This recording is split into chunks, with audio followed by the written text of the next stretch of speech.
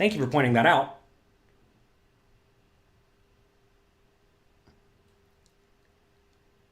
Maybe we did it. Let me know if that changed the title randomly. Maybe if somebody has to click refresh or something like that. Let me know. Anyway, changed it. Hopefully it'll work. All right. Cool. Okay. Let's take a look at the GTO strategy here. Here's the GTO strategy. Something I want to point out. Remember our distribution of hands? GTO distribution of hands is roughly similar. I realize that these hands are slightly different, slightly mixed, right? But that's okay. Because we are not trying to play the perfect GTO strategy. We're trying to play an implementable strategy. All right? So as we see here, GTO strategy opts to check 25% of the time. Our strategy was checking 35% of the time. So, you know, pretty close. Also notice the hands that GTO opts to check. Pocket aces checks a lot on ace 9-3. Kings checks a lot. That kick people out of YouTube. Well, that's lame. Wonder what it did there. Kind of interesting. Queens and jacks check a decent amount of the time. Also, if we have a lower ace X, ace 8, ace 7, ace 6, ace 5, those check a lot. Okay? Nate says, don't forget to use your free sub on Twitch. Yeah, if you're on Twitch, and you are a Amazon Prime member / Twitch Prime member, they give you a free subscription every month.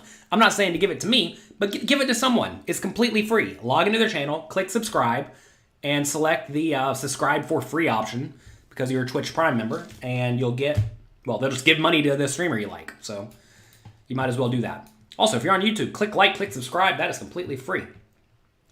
All right. So in this scenario, as you see, we're betting pretty frequently, but not every time, right? Notice that when we do have a quote-unquote bluff, we are betting pretty frequently, right? Like King 10 offsuit, very obvious bluff on ace 9-3, betting about 100% of the time. Jack 10 suited, betting pretty often. Jack 8 suited, betting very often. Queen 8 suited, betting very often, right? Notice my strategy was a little bit more polarized than the actual GTO strategy, which again, is fine. We purposefully did that. And we're just betting like basically all of our bluffs here. Notice the GTO strategy will check some of the bluffs. And that's because when you do check, you have some super nuts, you have some ace X, and you also have some give-ups, right? A few give-ups. What size are you betting? Notice here, we're doing whatever the GTO strategy does. And in this scenario, in 3-bet pots, you're going to want to be betting very small. Notice here, GTO is to bet a fourth pot, 25% pot. So if someone raises to 2 big blinds, you make it, let's say, 5.5. They call. Pot's going to be 11, 12, 13.5. Pot's going to be about 13 big blinds, give or take. They're going to check the flop. You're going to bet 3.5 or 4. Pretty small, right? A lot of people think, oh man, I 3-bet to 6 big blinds, therefore I have to see continuation bet at least 6 big blinds. But no. In this scenario, your opponent is in very bad shape. Notice here, like I said, your equity is going to be pretty high, and it is 60% equity. Whenever your range has 60% equity against your opponent's range, you are in fantastic shape and therefore get to bet very, very frequently using a small size. This is a spot where going back over here to bet sizing, I know we didn't go through it, but sizing, do you have the range advantage? Yes. Do you have the nut advantage? Yes. Does the opponent have good range connectivity? No. Therefore, you're going to be betting frequently and small. Okay? So that's that pretty common spot. Someone raises, we 3-bet, they call, comes ace XX, they check, continuation bet frequently and small, opting to check with your weaker ace X, your pocket aces, and under pairs. Betting everything else, you're going to be fine. Only 20 likes on YouTube. Come on, man. People don't like strategy. It's okay. Someone posted the other day that they find my strategy content annoying because it makes their opponents better. Well, guess they're going to be annoyed.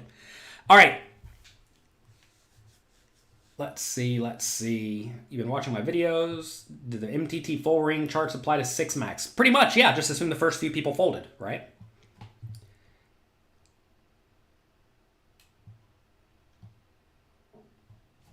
Tired, I have no clue what you're asking. Okay, I want to thank all of you for being here, by the way. If you're here, click like, click subscribe. Is anyone enjoying your brain fuel? Check out BRAINFUEL.com. Use promo code POKERCOACHING for 15% off. It is good stuff. I like it. All right. Let's take a look at the exact same scenario now, except for now we're going to be in the small blind. Low jack raises. We 3-bet the small blind instead of the button. So now we're out of position. We're out of position. This is one of these very rare spots where we're going to want a continuation bet basically every time.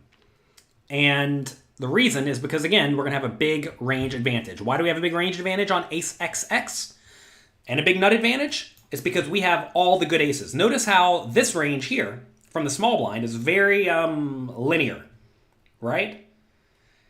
And essentially it's just all the best hands, right? Pocket nines and better, ace queen and better, ace jack offsuit, a few ace X suiteds, and a few bluffs. And the bluffs are actually like pretty good drawing type hands, right? So this is a spot where we're going to be betting very, very frequently because we have aces, ace king, ace queen, ace jack, ace 9 suited, ace 8 suited. Like these are just all very good hands.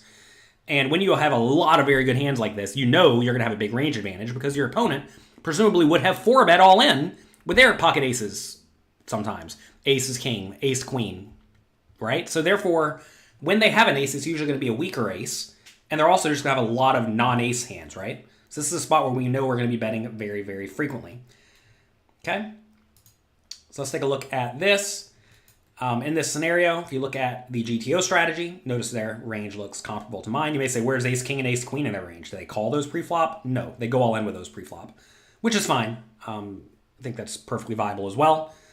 In this scenario, tens goes all in pre-flop too for 40 big blinds. Anyway, as you see here, we are betting frequently and small. We have a big range advantage, right?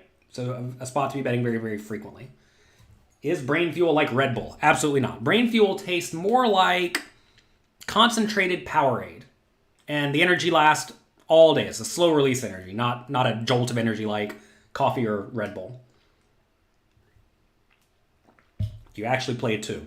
You can search Jonathan Little Poker on the internet, or anyone's name and poker, and their results will come up. And you'll see if they play poker or not. All right. To be fair, I've not played much live poker since COVID happened. Online only on Sundays. We're in a good spot at the moment. Okay, let's take a look at another spot. Button versus low jack seat. Okay? So now, low jack raises. We're on the button. Same spot as the first spot. We 3-bet, they call. Notice this is the same range as in the first scenario, right? Except for now we have a different board. Now we have 10, 5, 2.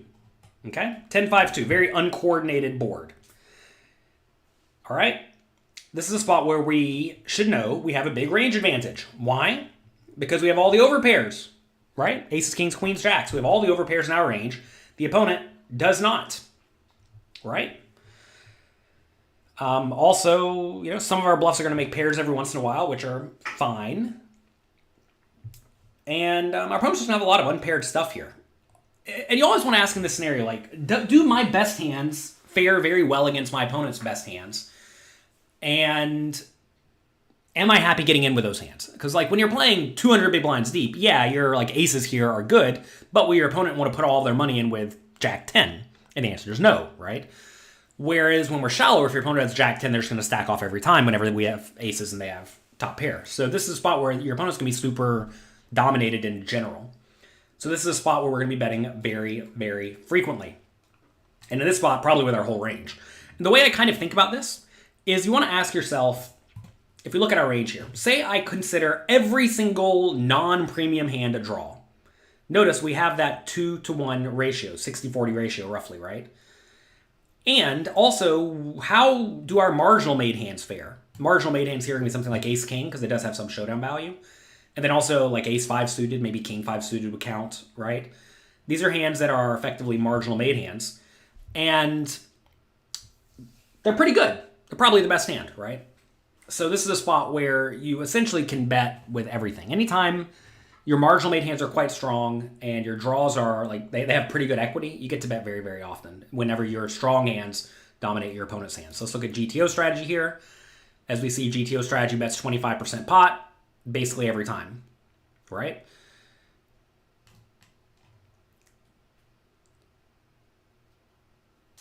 What is a typical continuation bet size on the flop and the turn and the river? If you're looking at your opponent's stat. This is not necessarily a great question, Flower, because continuation bet size changes substantially based on the board. I actually just made a class at pokercoaching.com. It was one of the most recently updated about determining the correct size to continuation bet the flop and how to go about thinking about those scenarios. Actually, I don't know if I uploaded that. Maybe I just made the PowerPoint. Let me see.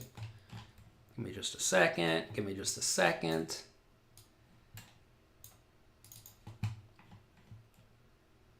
Mastering monotone boards when shallow. No, so it means I just uploaded. This is what I'm doing next for the Students at Poker Coaching Premium.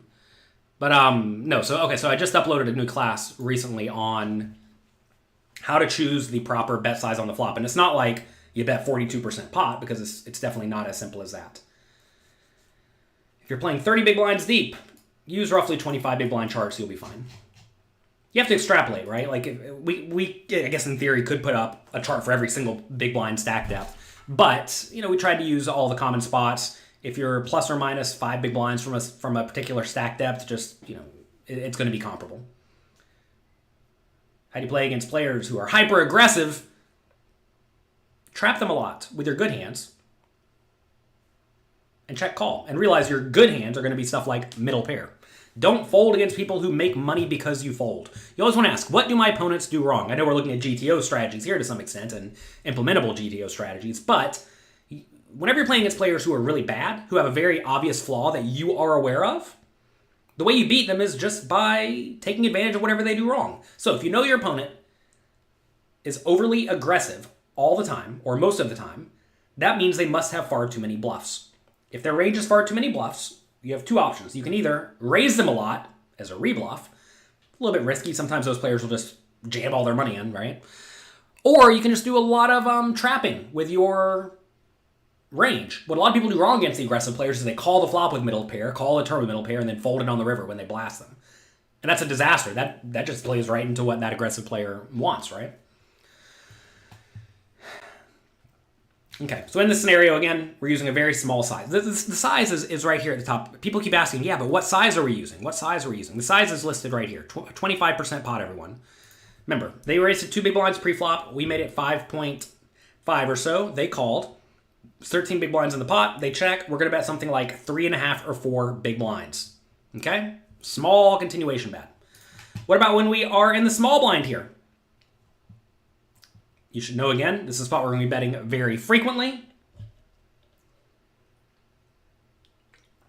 One thing you will start to see when you're out of position is you want to use bigger bet sizes in general.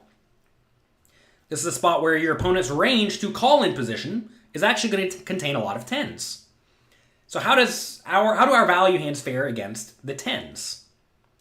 Well, they're actually in really good shape, right? This small blind 3-betting range is really strong. We have all the overpairs. We even have some good tens. So this is a spot where we're going to be betting very, very frequently. And we're going to be betting using a bigger size now because the opponent's range connectivity is better than in the previous scenarios. Remember, range advantage, yes. Nut advantage, yes. Range connectivity, meaning does the opponent's range connect decently well with the board? We're getting closer to the yes as it comes more like middle cards, because that's what the opponent's likely to have when they raise and call our 3-bet. So we're going to be betting using a bigger size, most likely in this scenario, if I had to guess. Where are we looking at here? And yeah, so now we're using a bigger size. Bigger, by the way, is in air quotes, because in this scenario, bigger means roughly half pot. You're going to find that when you are shallow, you don't want to be betting gigantic pretty much ever, unless you're all in. And 40 big blinds deep, we're nowhere near that, right? We have what, 30, 36 big blinds, 34 big blinds in our stack, give or take. Yeah, we have 34 big blinds in our stack, and the pot is 13. So we can't just like 3x pot it, right? So this is a spot where we're going to want to be betting using a quote-unquote big size of roughly half pot most of the time.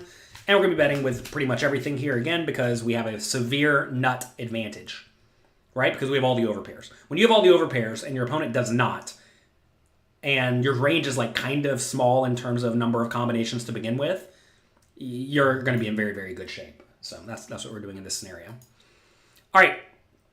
Let's take a look at low jack, or button versus low jack. Okay, where they raise, we 3-bet, they call. Flop comes king, queen, 2. Again, we have solid range advantage, solid nut advantage. Very, very few actual junk hands here. Like if we wanted to, again, this is a scenario where you want to look at your draws, right? What are our quote-unquote draws on a king, queen, 2? And if you look at our range, again, if you're listening to this, I apologize, you can't see it. Make sure you check out youtube.com/pokercoaching. Our draws are like, what, jack 8, but it has a flush draw sometimes, or a backdoor flush draw. That's pretty good. Ace 5, ace 3, right? Those have an overcard, so like those are pretty good. Everything else here, though, is either a set, an overpair, top pair, top kicker, top pair, bad kicker, or middle pair, or an underpair with jacks. So given our range here is just like really, really good, we're going to be betting pretty frequently. If I had to guess, we're going to probably still be using a smallish size, but we're going to err towards having some medium bet sizes now. And sure enough, that's the case, right? We see the half pots used 30% from a GTO point of view. Fourth pots used 60% of the time, and checking basically none. Okay? Again, it's kind of hard to figure out what the solver's going to do in this scenario because you see the bigger bet size is just like very mixed in. Hard to implement this type of thing. If I had to tell you something to do in general, just quarter pot it across the board and you'll be fine, right? Whenever you look at a range like this, a lot of people get very frustrated when they're trying to study poker because they look at this and they think, oh man, this is so hard to figure out because how am I supposed to know to bet aces half pot 50% of the time, but kings half pot none, jacks half pot, 20% of the time, check it 25% of the time, bet it small 58%. It's like, what? How are you supposed to remember this kind of stuff? And the answer is you're not. You can't. Unless you're going to devote all of your life to poker. Look, I've devoted a lot of my life to poker. How much of my life have I devoted to poker? I've probably devoted 25% of my entire life to poker, counting all the hours I've slept since I've been alive. And I still can't do this stuff properly because it's impossible to memorize all these things unless you're a super genius. I'm not a super genius. Maybe you are. If you are, congratulations. But this is a spot where if you really wanted to simplify this, you're going to give up a little bit of equity, bet every time, 25% pot, you're going to be fine. You're going to be probably better off than most people. So again, notice all these scenarios so far, we have a pretty big range advantage, right?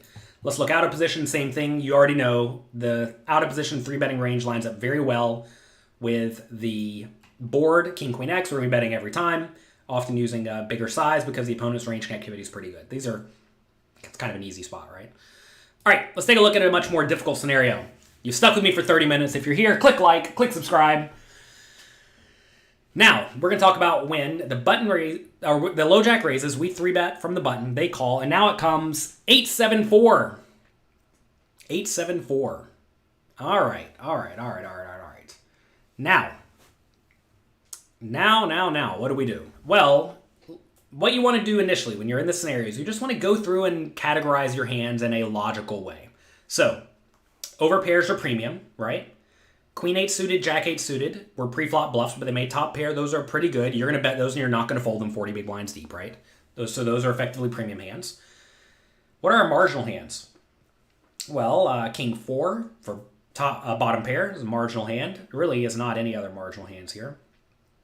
We have some draws. What are our draws on 8-7-4?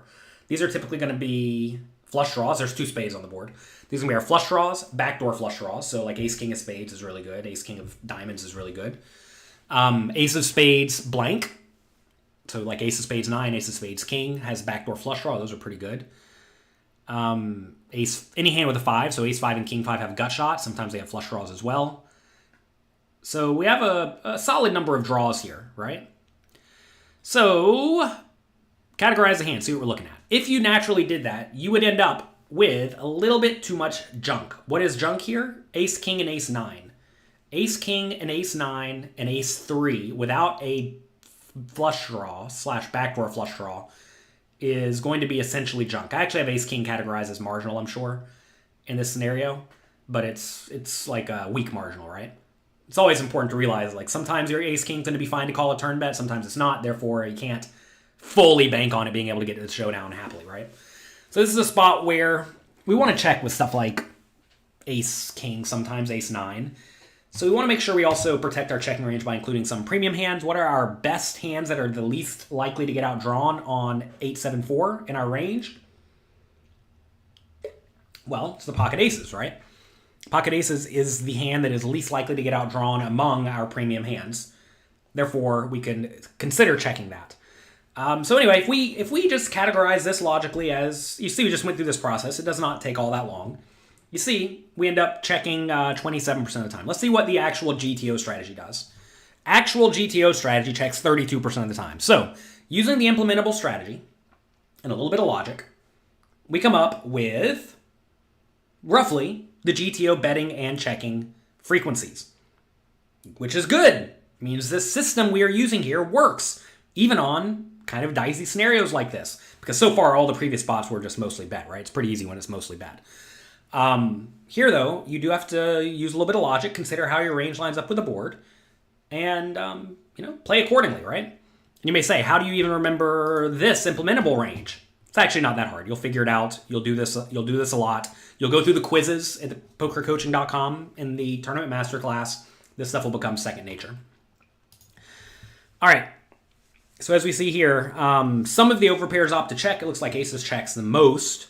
Again, if you wanted to make this implementable, you essentially take all these checks from the lesser overpairs and like the random eights, because we bet all of our eights, and just put those all in aces, and that's how you essentially make that implementable. Notice ace king, ace jack, ace 10, ace 9, when the solver has it, does do a solid amount of checking, right? So that makes some sense. Still a decent amount of betting, though. You may be kind of surprised to see that the quote-unquote draws are just like overcards, right? And that's because we don't actually have a whole lot of very logical draws in this scenario. Also, one thing worth noting, whenever you start to get really shallow, like 40 big blinds deep in a 3-bet pot, is that if you bet and get raised off of a hand that has pretty good equity, that's really, really bad for you. So you will notice the solver does not bet hands like 10-9. You may say, but 10-9 suited is an obvious draw, right? Why would you not want to bet 10-9 on 8-7-4? Because if you bet and get shoved on, you have to fold it, and that's really bad. So instead of finding yourself in that scenario some portion of the time, because you will get check raised on 8-7-4 a decent amount of the time, you should instead opt to just check that hand and then call a turn bet, or perhaps bet the turn when you lose half your equity when you miss. And that way you always get to see the river, or mostly get to see the river, right? You'll find hands like 10s and jacks, basically the weakest overpairs. And you'll also find often that the best top pairs, like ace-8, pretty much always bet. These are hands that bet a large portion of the time, basically every time in every scenario. So that's a pretty common pattern. You'll also notice that usually the hands that are marginal-ish, that can conceivably win at showdown, like ace-king and ace-jack, those do more checking than the slightly weaker hands, like ace-10 and ace-9, because those are just a little bit less likely to win at showdown, right? So that's what we're doing in this scenario. See, all of you asked, do I accept questions? Sure, I may not answer them. But, yeah, sure. Let's see. Which board is better for the big blind, 7-6-3 or 7-5-3? Both of them are fine for the big blind. They're both good for the big blind. And like that's a good example of something that doesn't really matter, because you can use a little common sense and realize 7-6-3 and 7-5-3, even though they are slightly different, they're very similar. It's not like you ask what's the difference between 9-8-2 and 7-6-2, right? Because 9-8-2 is clearly a very different board than 7-6-2. But 7-5-3 and 6-5-3 are effectively the same. They're not exactly the same. I'm sure there's some strategic difference. Maybe you're even asking me a trick question, there's some big difference. I don't know. But you can use a little bit of sense and realize it doesn't matter all that much, right? A lot of things just don't matter all that much. Unless, of course, you're trying to be like the most best poker player in the world, and you really are going to be devoting 16 hours of your day every single day to studying poker, which I realize is not most people, right? All right. We do have a study session that Louis Philippe runs, a study group. Make sure you check that out. If you're a poker coaching member, go to pokercoaching.com, click in the community section, get in our Discord, and then get in the study sessions. Louis Philippe will teach you how to use solvers and go from there. Been watching for a while, says Dr. Mandich. Hello, welcome. from Ireland. Hello, hello, good morning. All right, let's take a look at one more spot. Then we have to go. We actually have office hours today for Poker Coaching Premium members. If you're a Poker Coaching Premium member, you can get in, ask me questions live. I know all of you are typing in questions. We've already pre-selected some people to call in and ask me questions. I've actually not looked over their questions at all. Should probably look at those and make sure they're formatted well. So we'll go through one more spot and then we will call it a day. All right, let's take a look at this spot now where we are in the small blind and the low jack raises. Flop comes 8-7-4. Now, consider our range, right? Naturally break it down, see what we're looking at. We have all the overpairs. Those are all very good. We have ace-8. That's very good. We have lots of flush draws. Those are very good. Then we have a lot of stuff like king, queen, no spade, which is very bad. We also have some stuff like king 10, no flush draw, which is very bad. So this is actually a pretty marginal spot where, if you look at the way our range logically breaks down here, we have 35% premium hands that are pretty happy getting it in. If you wanted to use a strategy where you bet everything here, I have to think that's going to be okay. Notice also that our checking strategy would be really weak. We'd have to check here with like aces and kings. I would actually go back and probably just say bet everything here if I was to make this today. And the reason is because anytime you know you have 35% nuts, that essentially means that it's a 2-to-1 ratio draws, non-nut hands, to nut hands. And notice that our quote-unquote draws here are all over cards, right? Which is pretty good. So I think we probably just bet everything. And solver opts to check 14% of the time. It's pretty close to a bet everything spot. And as you do see, solver mixes it up whenever you're out of position every time, so it's very hard to implement what the solver does here. But if I would probably actually say you still want to check aces here. So bet very frequently, but check some good draws that you can, you're not folding. Maybe check aces and then go from there. That's probably going to be slightly closer to the strategy and what I already have here. But anyway, that's that. So, general tips as the 3-better. What did you see in 3-bet pots? What did you see in 3-bet pots? We went through a lot of the common spots. Essentially, you're going to want to bet very, very frequently, especially when you're out of position. Why when you're out of position? Because if you check and your opponent bets, it's all of a sudden not a great spot and you're going to have a difficult time realizing your equity, right? Especially with your non-premium hands. So this is a spot where you're going to be wanting to bet very, very frequently in 3-bet pots, okay? So if you're the 3-better, continuation bet frequently and small, you probably can't go all that wrong. That said, there are some times where you should use bigger sizes, okay?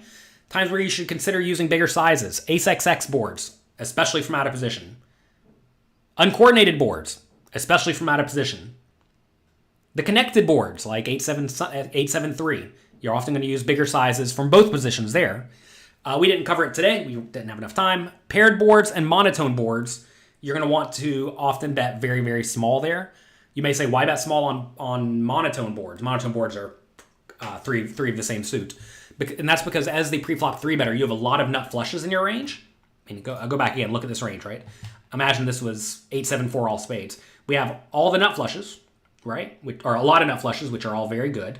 We also have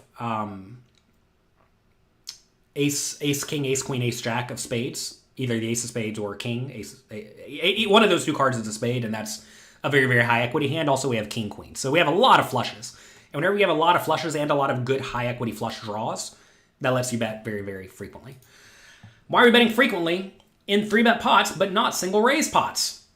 Take a second, think about that.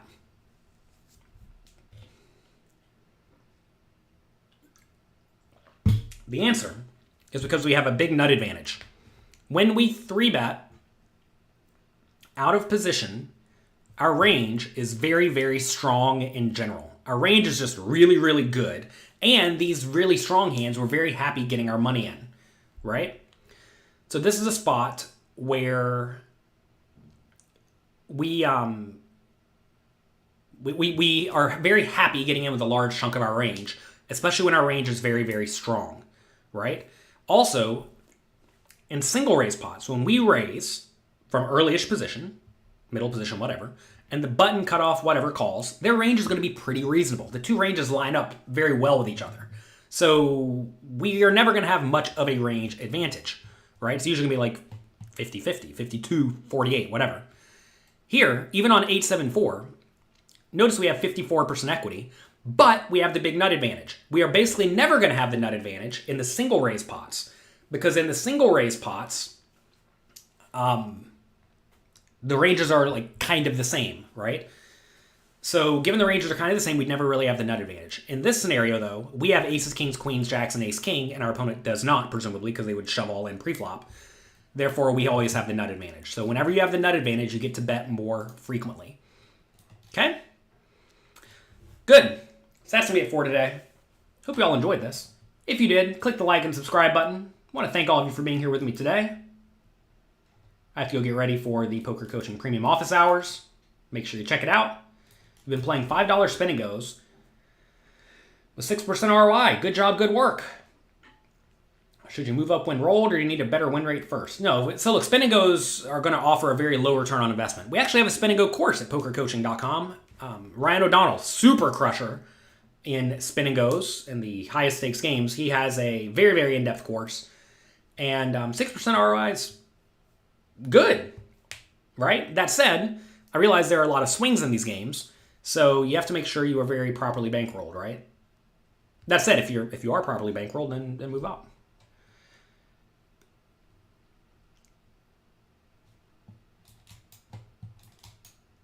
Marcelo, I do not know what an AAP is. Feel free to email support@pokercoaching.com. I see all of those. Am I going to play the World Series of Poker? Yes. Fully vaccinated and ready to gamble.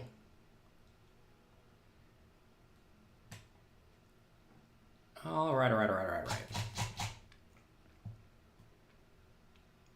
Thanks to Deano for subscribing for 3 months on Twitch. Great, thanks. Hope you're enjoying it. Glad you're enjoying it. Glad to hear it.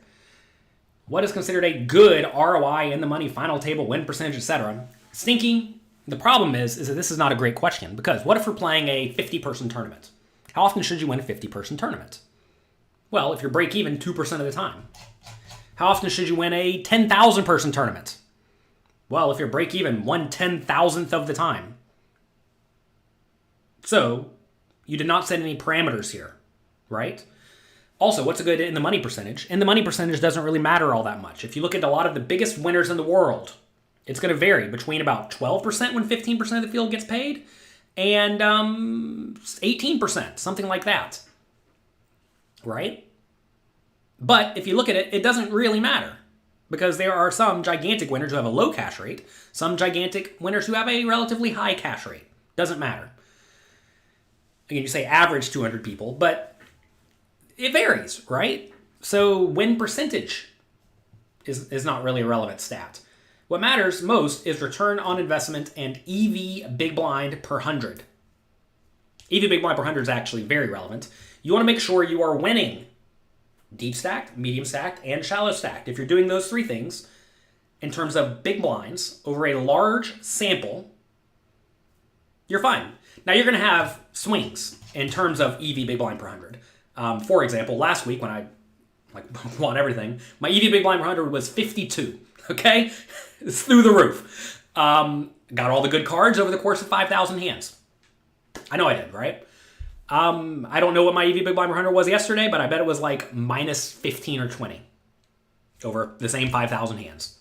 Lost every hand. What are you going to do, right? Sometimes you're just on the good side or bad side of variance. The thing is, a lot of people look at a small number of games and then think that that matters. ROI is not necessarily even indicative of skill level, because at the end of the day, if you win or lose a flip at the end of the tournament, it's going to result in you taking either 8th place or 1st place. For example, I'm a great example of this. Look back here. We have all these trophies, right? I could have lost a flip to lose that. I could have lost a flip to lose that, right? And that would have resulted in me having $500,000 less in cashes, or $1 million fewer in $1 million fewer in cashes. And that'd be a big deal, right? In terms of a big hit to my ROI. If I have, let's say, 5 big trophies back here that cashed me, I don't know, $4 million. Imagine I just didn't have those. I'd be a big loser at poker, right? So, you know, like, yes, ROI is relative or irrelevant, but it's also not the best metric, which is why I'm trying to tell you EV big blind per 100 is very, very relevant, right? That's a good way to tell actual skill level. And you want that to be something like 7, 8, 9, 10, ideally. That's usually a very solid win rate in non-high stakes games. In high stakes games, you can be happier with like 4 or 5. 34% over 2,500 games, fine. I mean, like, yeah, sure, it's like whatever, man. Yeah, it's good. Play a lot. Just play a lot, right? And you may say 2,500 games is a lot. It is. And if you're playing a relatively small field, like 200 people, your ROI starts to become very indicative of skill level, right? But EV big blind per 100 is better. How do you figure out big blind per 100 in tournaments? Use Hold'em Manager or Poker Tracker, something like that. That will help you. There's a stat, EV big blind per 100 or all-in adjusted EV big blind per 100. And that stat is very, very important. What time are the office hours today? They start in 9 minutes. I got to get going. How do you become more disciplined?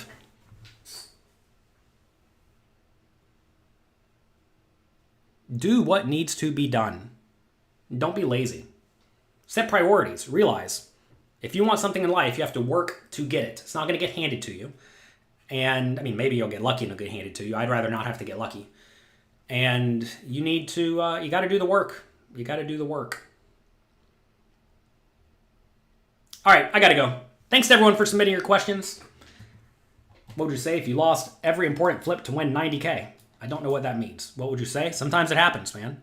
There's variance. Oh, what I was going to say is look at all these trophies, right? I want a bunch of trophies here. However, over the last four-ish years, don't know exact timeline, COVID messes up time in my head, I've done really badly at final tables. I have like an 8th, a 9th, a 7th, a 6th. I got one win, but 8th, 9th, 7th, 6th is not good. But if you look at the way I'm busting, I have a lot of chips, and I get into a cooler against one of the other big stacks. Such is life.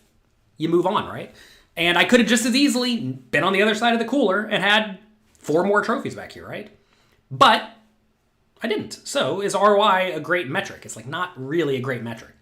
It's fine once you have a gigantic sample, especially in low variance games, but multi-table tournaments are not low variance games, and most people do not have a gigantic sample.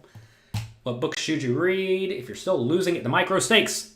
Mastering Small Stakes No Limit Hold'em. That can get me to listen to a pitch. Email support@pokercoaching.com. I gotta go.